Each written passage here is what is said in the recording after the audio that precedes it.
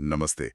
कभी ये ख्याल आया है कि सालों की मेहनत की कमाई, हमारी रिटायरमेंट की पूंजी, क्या वाकई पूरी जिंदगी साथ देगी? ये एक ऐसा सवाल है जो रिटायरमेंट की नज़दीक आने वाले या रिटायर हो चुके कई लोगों के मन में घूमता रहता है। आज हम इसी चिंता को कम करने और रिटायरमेंट के बाद अपनी बचत को समझदारी से इस्तेमाल करने के तरीकों पर गौर करेंगे। हमारे पास परिमल आड़े के यूट्यूब चैनल से कुछ दिलचस्प जानकारी है। इसमें एक वास्तविक केस स्टडी मिस्टर गौरव जैन, हालांकि नाम बदला हुआ है, उनकी कहानी और एक खास रणनीति जिसे बकेट स्ट्रैटेजी कहते हैं, वो शामिल है। हमारी कोशिश रहेगी कि इस जानकारी से वो मुख्य बातें निकालें जो रिटायरमेंट प्लानिंग के इस अहम पड़ाव, मतलब पैसों के सही इस्तेमाल को समझने में मदद करें। तो तैयार हैं? चलिए मिलकर खंगालते हैं इन स्रोतों को। देखते हैं कि मिस्टर जैन की प्लानिंग से हम क्या सीख सकते हैं और ये बकेट स्ट्रैटेजी आखिर है क्या भला। बिल्कुल। और ये समझना बहुत जरूरी है कि रिटायरमेंट सिर्फ पैसा जमा करने का नाम नहीं है, बल्कि उस जमा पूंजी जिसे हम कॉर्पस कहते हैं, उसे सही तरीके से निकालने की कला भी है। लक्ष्य यही है कि पैसा लंबे समय तक चले और रिटायरमेंट के साल सुकून से बीते, बिना किसी आर्थिक चिंता के। हाँ, सुकून बहुत जरूरी है। तो शुरुआत मिस्टर जैन की कहानी से करते हैं। जैसा कि जानकारी में बताया गया, वो 60 साल के हैं, हाल ही में रिटायर हुए हैं जी। और अपनी प्लानिंग 85 साल की उम्र तक के लिए कर रहे हैं, यानी अगले 25 सालों के लिए। 25 इयर्स का होराइजन। ठीक है। उनका शुरुआती सालाना खर्च करीब 15 लाख रुपए बताया गया है, मतलब महीने का करीब 1.25 लाख रुपया। अच्छा खासा अमाउंट है। हाँ, और वो भविष्य में महंगाई को भी ध्यान में रख रहे हैं, करीब 7% सालाना की दर से। 7% इन्फ्लेशन, हाँ ये लेना जरूरी है। वैसे ये थोड़ा हाई साइड पे है, पर सेफ्टी के लिए ठीक है। बिल्कुल, सावधानी अच्छी है। अब देखते हैं उनके पास जमा पूंजी यानी कॉर्पस कितना है। कुल संपत्ति करीब 4 करोड़ रुपए की है। 4 करोड़, ओके। जो इस तरह बंटी हुई है, सीधे स्टॉक्स में 80 लाख रुपए, हम्म। इक्विटी म्यूचुअल फंड में 2 करोड़ रुपए, नेशनल पेंशन सिस्टम यानी एनपीएस में 90 लाख रुपए, एम्प्लॉई प्रोविडेंट फंड यानी ईपीएफ में 20 लाख रुपए और बचत खाते में करीब 1 लाख रुपए। काफी डाइवर्सिफाइड लग रहा है। इक्विटी में अच्छा एक्सपोजर है। हाँ, इक्विटी में काफी है। यहाँ एक दिलचस्प बात सामने आती है। मिस्टर जैन अपने 80 लाख रुपए के स्टॉक पोर्टफोलियो को हाथ नहीं लगाना चाहते। अच्छा, क्यों? जानकारी के मुताबिक शायद वो इसे अगली पीढ़ी के लिए सुरक्षित रखना चाहते हैं। अच्छा, ये एक कॉमन इच्छा होती है, लेगेसी प्लानिंग। हाँ, तो सवाल ये है कि क्या वो ऐसा कर पाएंगे बिना अपने रिटायरमेंट के खर्चों पर असर डाले? इसे आगे देखेंगे। हाँ बिल्कुल, देखेंगे। पर उससे पहले वो एनपीएस वाला हिस्सा समझना जरूरी है। नियमों के अनुसार एनपीएस में जमा 90 लाख रुपए में से वो एकमुश्त यानी लमसम में अधिकतम 60% ही निकाल सकते हैं। ओह, पूरा नहीं निकाल सकते? नहीं, पूरा नहीं, सिर्फ 60%, जो हुआ 54 लाख रुपए। तो बाकी बचे 40% यानी 36 लाख रुपए का क्या होगा? हाँ, ये जानना जरूरी है। इन 36 लाख रुपए से उन्हें अनिवार्य रूप से एन्युटी खरीदनी होगी। एन्युटी मतलब पेंशन जैसा कुछ? हाँ बिल्कुल, एन्युटी मतलब एक ऐसी योजना जिससे उन्हें जीवन भर एक नियमित पेंशन जैसी आय मिलती रहे। स्रोत बताते हैं कि मिस्टर जैन इस एन्युटी से मिलने वाले अनुमानित ब्याज करीब 1.5 लाख रुपए सालाना को अपने घूमने फिरने जैसे शौकों के लिए अलग रखना चाहते हैं। अच्छा, मतलब ये पैसा उनके रोजमर्रा के रिटायरमेंट खर्चों के लिए उपलब्ध नहीं होगा? बिल्कुल, ये एक तरह से साइड इनकम हो गई उनके लिए। इसीलिए जब हम उनके रिटायरमेंट के खर्चों को संभालने के लिए उपलब्ध कॉर्पस की गणना कर रहे हैं, तो इन 36 लाख को उसमें से हटाना होगा। तो 4 करोड़ रुपए की कुल संपत्ति में से 36 लाख रुपए एन्युटी वाले निकल गए। हाँ, यानी अब रिटायरमेंट मैनेजमेंट के लिए उनके पास संशोधित कॉर्पस हुआ 3 करोड़ 64 लाख रुपए। सही, एकदम सही। 3 करोड़ 64 करोड़।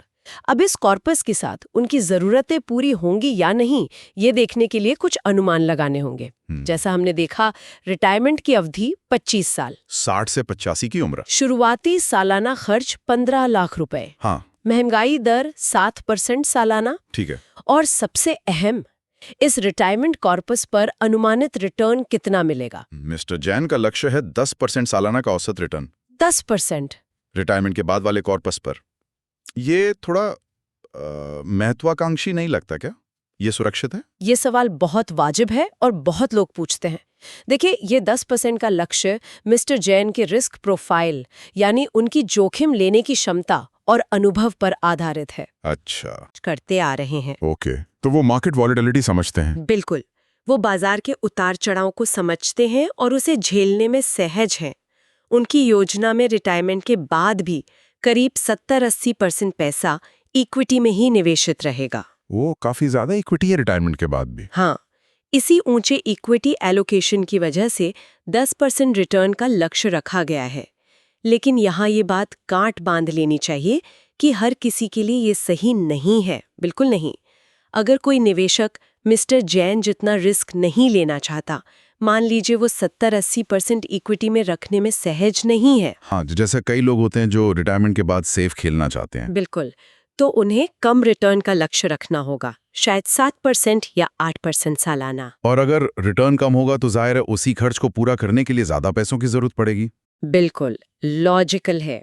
स्रोत में अनुमान है कि 7-8% रिटर्न के लक्ष्य के साथ शायद 3.5 से 6.5 करोड़ के कॉर्पस की जरूरत पड़ती, बजाय मिस्टर जैन के 2.75 करोड़ के। बाप रे, मतलब लगभग 75-80 लाख ज्यादा। हाँ, यानी कम रिस्क मतलब ज्यादा बड़ी शुरुआती पूंजी की जरूरत।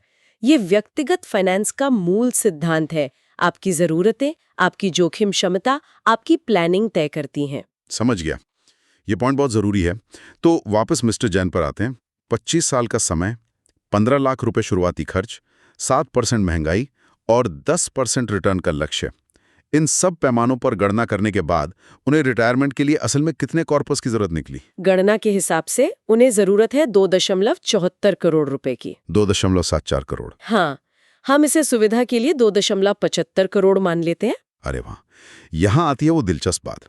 जरूरत है 2.75 करोड़ की, और उनके पास रिटायरमेंट मैनेजमेंट के लिए उपलब्ध कितने थे? 3.64 करोड़। 3.64 करोड़।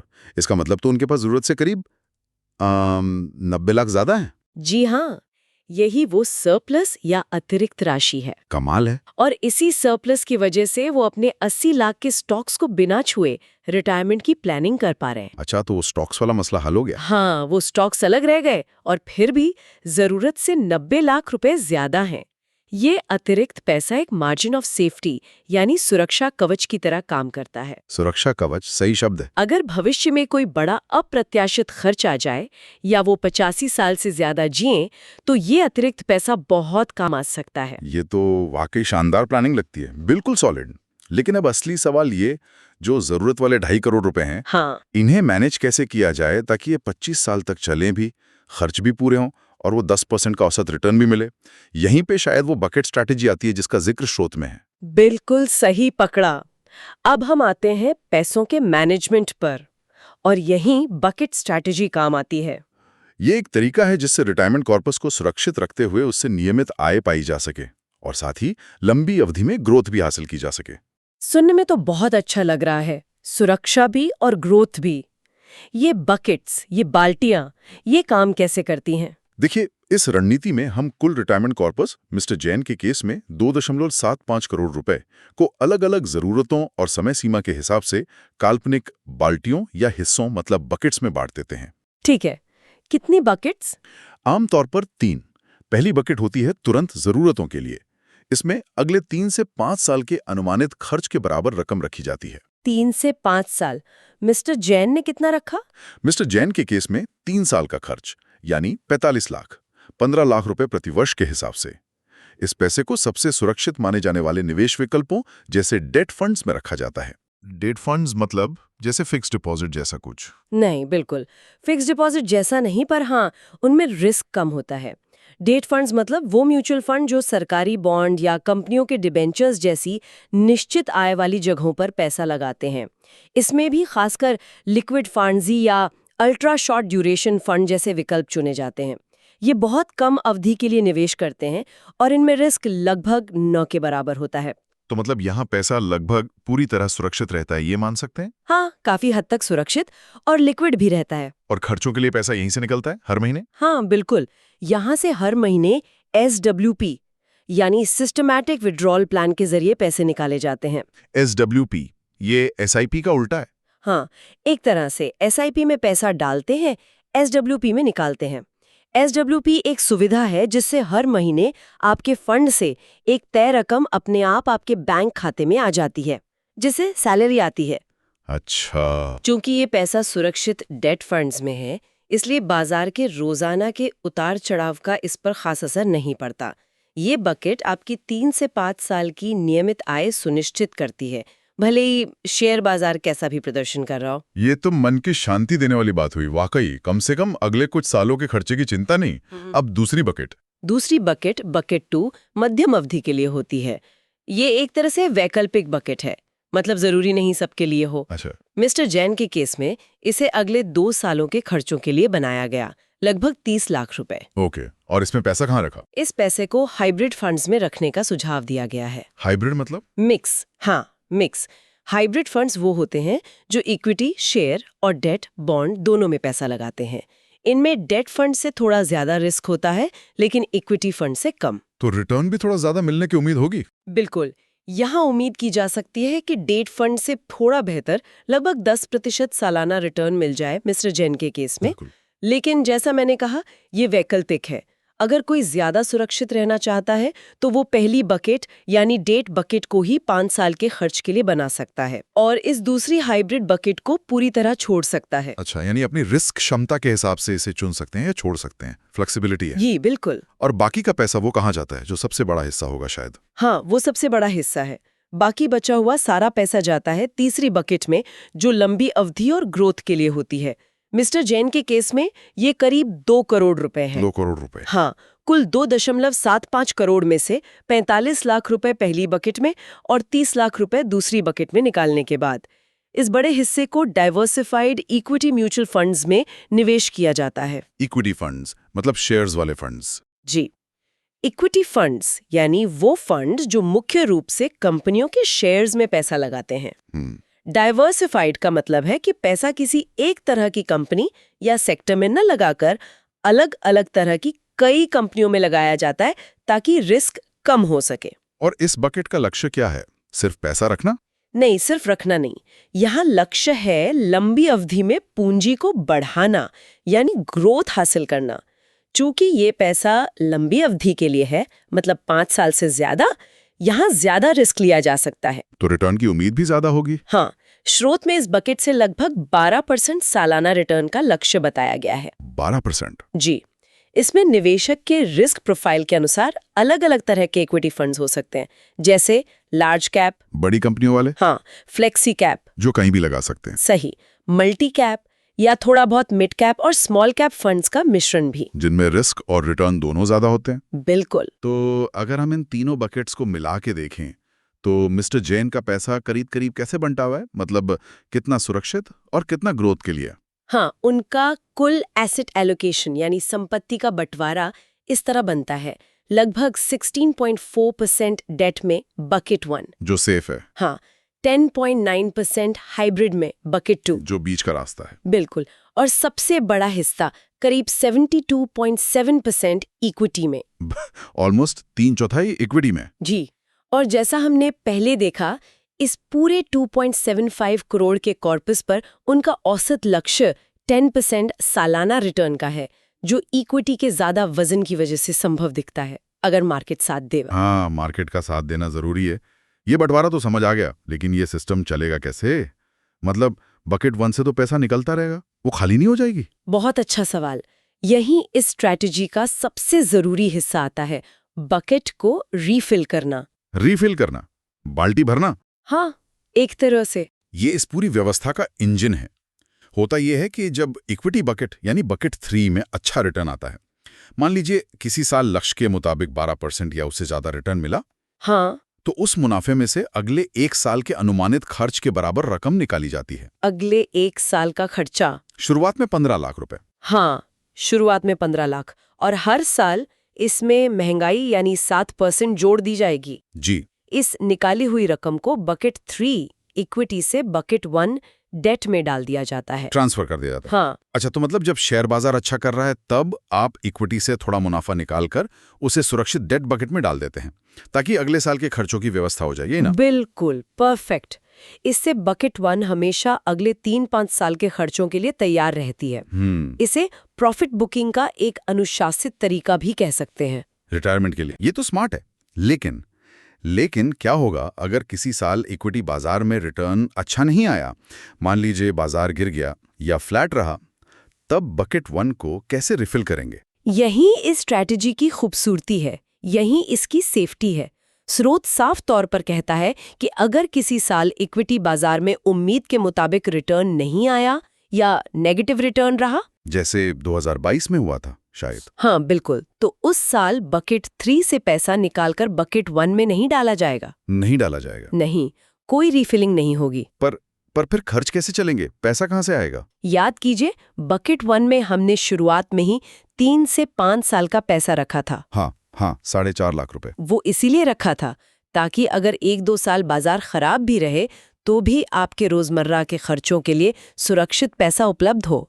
आपको मजबूरी में इक्विटी से नुकसान उठाकर गिरी हुई एनएवी पर यूनिट्स बेचकर पैसा निकालने की जरूरत ना पड़े। वाह, ये तो कमाल का बफर है। बिल्कुल, जब बाजार दोबारा अच्छा प्रदर्शन करेगा और बकेट 3 में मुनाफा होगा, तब आप पिछले सालों की रुकी हुई रिफिलिंग भी कर सकते हैं, एक साथ या धीरे धीरे। समझ गया। ये तो कमाल का तरीका है। ये उस आम सलाह से कितना अलग है जिसके बारे में शायद कुछ लोग सोचते होंगे कि रिटायरमेंट के बाद सीधे अपने इक्विटी फंड से ही हर महीने एसडब्ल्यूपी के जरिए पैसे निकालते रहो। दूसरे स्रोत में वेंकट कृष्णन जी के सवाल के संदर्भ में भी शायद इसी पे बात हुई थी, है ना?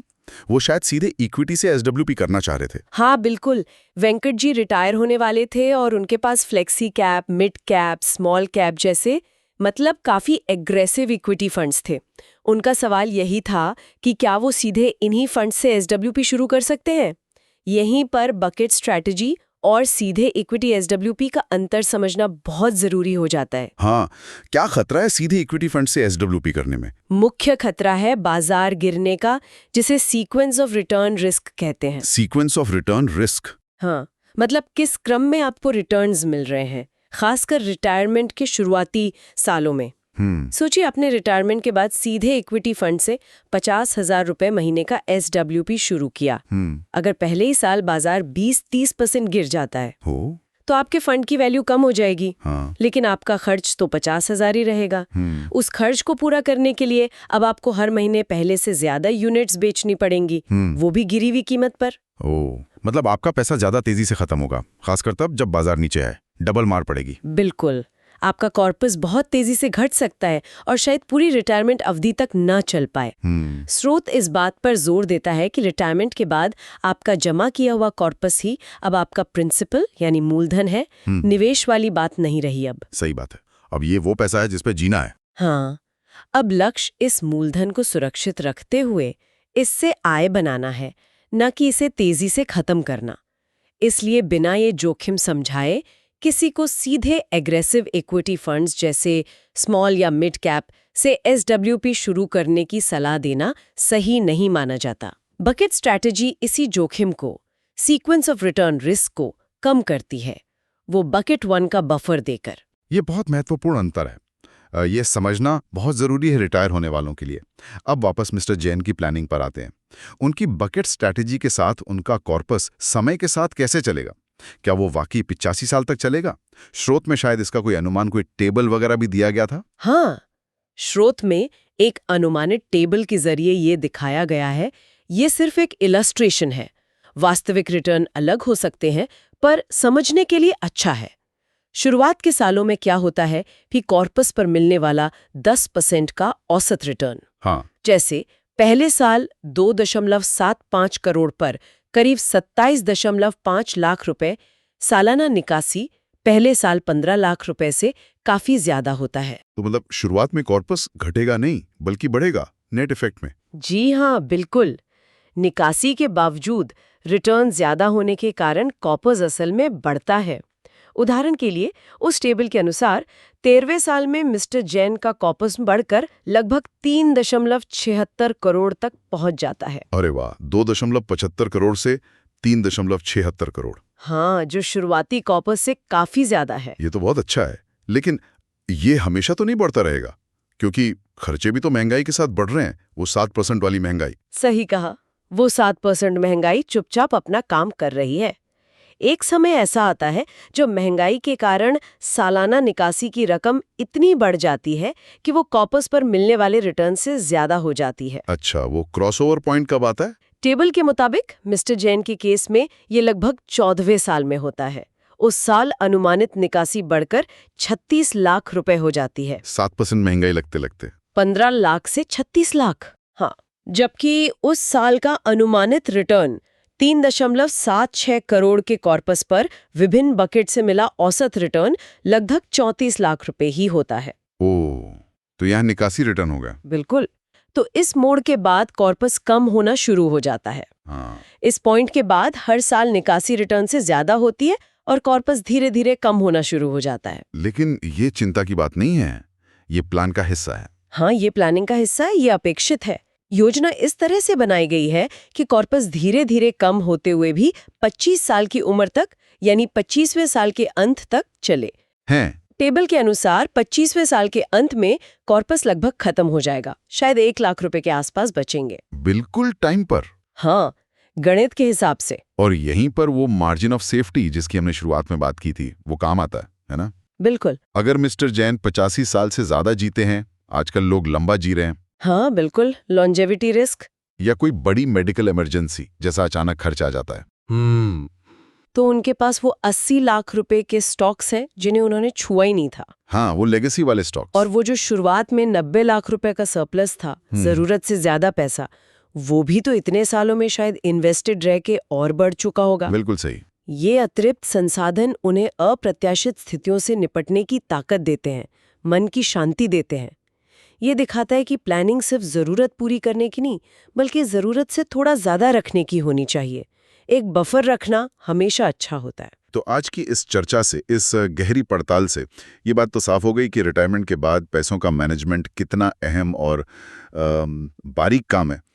सिर्फ पैसा जमा करना ही नहीं, उसे सही और सुरक्षित तरीके से इस्तेमाल करना भी एक कला है, एक विज्ञान है। हाँ बिल्कुल। बकेट स्ट्रैटेजी एक तरीका है जो सुरक्षा यानी डेट बकेट से नियमित आय और ग्रोथ यानी इक्विटी बकेट से पूंजी वृद्धि के बीच एक अच्छा संतुलन बनाने में मदद कर सकता है। हाँ, और ये भी साफ हुआ कि अपनी प्लानिंग में महंगाई दर का सही अनुमान लगाना और अपनी जोखिम लेने की क्षमता यानी रिस्क प्रोफाइल को ईमानदारी से आंकना कितना जरूरी है। हाँ, खुद से ईमानदारी बरतना। बिल्कुल। जैसा हमने देखा, कम रिस्क लेने की क्षमता का मतलब है या तो आपको ज्यादा बड़े कॉर्पस की जरूरत होगी, जैसे वो 3.5-6.5 करोड़ वाला आंकड़ा, हाँ, या फिर आपको रिटर्न की उम्मीदें कम रखनी होंगी। हर किसी को अपनी चादर देखकर ही पैर फैलाने होंगे। कोई एक साइज सब पर फिट नहीं होता। बिल्कुल, ये हर व्यक्ति के लिए अलग होगा, उनकी अपनी कहानी होगी। और अंत में एक विचारणीय बात छोड़ जाते हैं सबके लिए। क्या हमें रिटायरमेंट कॉर्पस को सिर्फ आंकड़ों और रिटर्न्स के खेल की तरह देखना चाहिए? ये एक एक्सेल शीट एक्सरसाइज है बस। अच्छा सवाल है। या इसे एक ऐसे सिस्टम की तरह देखना ज्यादा जरूरी है जो आने वाले 20, 25, 30 सालों तक हमें सिर्फ आर्थिक सुरक्षा ही नहीं, बल्कि उससे भी ज्यादा कीमती चीज मन की शांति दे सके। मन की शांति, हाँ, ये सबसे जरूरी है। बिल्कुल। और ये भी याद रखना होगा कि एक बार प्लान बना लेना ही काफी नहीं है। Set it and forget it नहीं चलेगा। समय समय पर साल में एक बार कम से कम अपनी योजना की समीक्षा करना, उसे अपनी बदलती जरूरतों, स्वास्थ्य की स्थिति और बाजार के हालातों के अनुसार ढालना, एडजस्ट करना, ये भी उतना ही महत्वपूर्ण है जितना कि बकेट को रीफिल करना। बहुत खूब, ये वाकई सोचने वाली बात है। प्लानिंग एक सतत प्रक्रिया है। उम्मीद है रिटायरमेंट प्लानिंग से जुड़ी ये जानकारी, खासकर बकेट स्ट्रैटेजी का ये विश्लेषण, हमारे श्रोताओं के लिए उपयोगी रहा होगा। उम्मीद तो यही है। अगली बार फिर मिलेंगे एक और विषय पर गहरी चर्चा के साथ। धन्यवाद। धन्यवाद।